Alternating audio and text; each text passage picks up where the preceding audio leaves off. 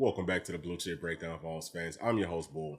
By now, most of y'all have already heard the news that Nico is going to be getting the start in the Citrus Bowl, and Joe Milton has decided to opt out. It sounds like they will have a press conference later on today. Maybe even by the time that you guys see this video, the press conference will have already happened.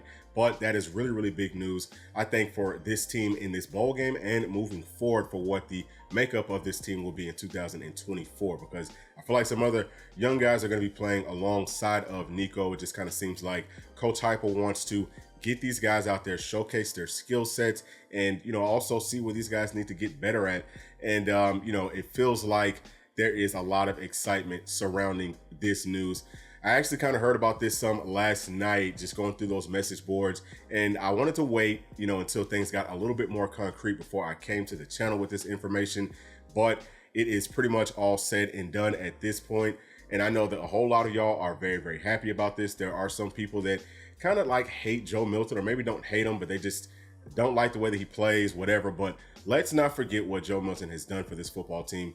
Came here, he came in here to be the starter, right? So transfers in from Michigan to be our starter, and Hendon Hooker was really supposed to be his backup. But, once Milton kind of went down, then Hendon Hooker took over those reins, and he never really looked back until Hendon Hooker got hurt. And then, Joe Milton did a great job coming in for us last season. Don't forget that he had 10 touchdowns and no interceptions at the end of the season. So, hats off to Joe Milton. He has handled everything very well. Again, I know that he's hearing all the stuff on social media.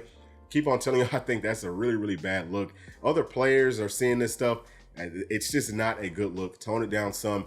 He was really good for this team, I think for this program, especially in what kind of might, end up being kind of a transitional season in 2023 to help Nico learn how to play in this system and, just like learn how to be an SEC player. Now, Joe Milton had 4,159 yards, 32 touchdowns, 5 interceptions, and completed passes at 60% for Tennessee. So, again, those are some really good numbers. That is better than a lot of past Tennessee quarterbacks. So please give that man his flowers, okay? And let's wish him all the best in his Senior Bowl and his pro days, and at that NFL Combine. I do think that someone's going to pick him up, and I really, really hope that he has a very successful NFL career. Now, back to Nico in this game, right?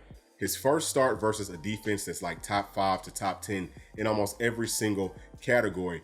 How is he going to perform? A lot of that is going to be based off of who else is going to be playing alongside of him, especially on that offensive line. Now, we are expecting for Cooper Mays to play in this game, okay? I think John Campbell may be out, all right? So Ollie Lane will get the start at left guard like he has for most of this season. And then at right tackle, we do think that Gerald Mincey is going to play, but not 100% sure on that. So what you're going to have is Dane Davis at left tackle. This is what I believe.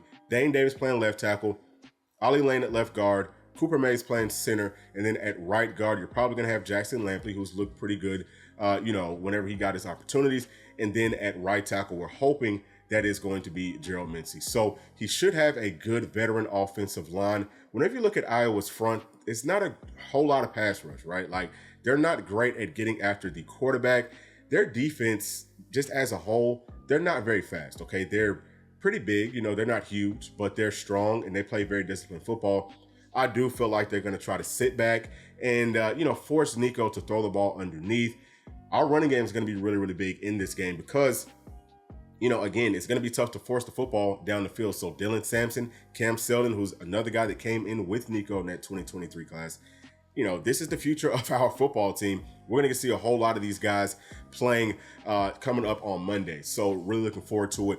P and I will be going live tonight at 6:35 p.m. Eastern time, talking more about this game, this matchup, and a whole lot about Nico. We would love to hear y'all's thoughts, so we hope that everyone can join us for that. Now, looking on the opposite side of the football, I do think that we're going to see Ricky Gibson and some more of those young guys play. Well, actually, back to offense, there's actually two guys that I didn't mention, and that is Nathan Leacock. Okay, I need to mention him first because it seems like we tend to overlook him too often on this channel, but we absolutely loved his game. Felt like he was the best wide receiver in that 2023 class. I expect for him to get some type of playing time in this ball game because we do have Chris Brazzell coming in, right? We are also still targeting Evan Stewart. So we've got to see what we have, and we've got to give these guys an opportunity to showcase their skills so that, guys just aren't transferring out in that spring window. If we can also land Evan Stewart, which I think that in this game, whenever you see Nico going out there balling, you get a good look at what the future of this team is going to be like. So for guys that are transferring in or guys that are just considering coming to play for Tennessee that are still in high school, I think this is going to be a great way for us to showcase what this offense can look like. Now, another guy is going to be Ethan Davis. We all know that it's going to be him and Holden Stays playing tight end next season. Definitely think that we're going to be seeing Ethan Davis play in this game a pretty solid number of reps because, we've got to see what he's got. We've got to put him out there. We've got to give him an opportunity to kind of, get that first step out there on Holden Stays. So I do expect for him to play. That's a guy that Nico, I think that they might be roommates or something. I'm not sure, but I know that they're really close. So expect for him to get some targets. Expect for that Nico to Ethan Davis deal to start off early. I would not be surprised if there's a touchdown between those two players. All right, now on to defense. I do expect for John Slaughter to play in this game. And, again, we're going to talk a little bit more about this later on tonight. But obviously, Ricky Gibson's going to play. Jordan Matthews needs to play. I think David Hobbs needs to play. Caleb Herring needs to play. Some of those younger linebackers are going to have to play. Don't really love Elijah Herring versus this offense for Iowa. But, again, I don't think that they have a whole lot of athletes on their team. I just feel like for the most part, what we're going to be seeing, from that perspective is kind of like our second and third string guys, just as far as talent goes. Now, again, they're going to play hard. They're going to play disciplined. But, I do expect for Nico to be able to just kind of step in and pretty much show out from the first snap. Now, again, it is his first start. So he's not going to be perfect, right? So let's not jump off of a cliff if he doesn't play 100% perfect. But I do expect for him to have a pretty big game for a true freshman, especially first start in a bowl game. That is pretty epic. But that's going to be it for this video. Please make sure to like, subscribe, hit that notification bell, share with your friends, family, and other volunteer fans. We hope to see everyone tonight at 6:35 Eastern when P and I go live. We'll see y'all tonight. Thanks. Peace.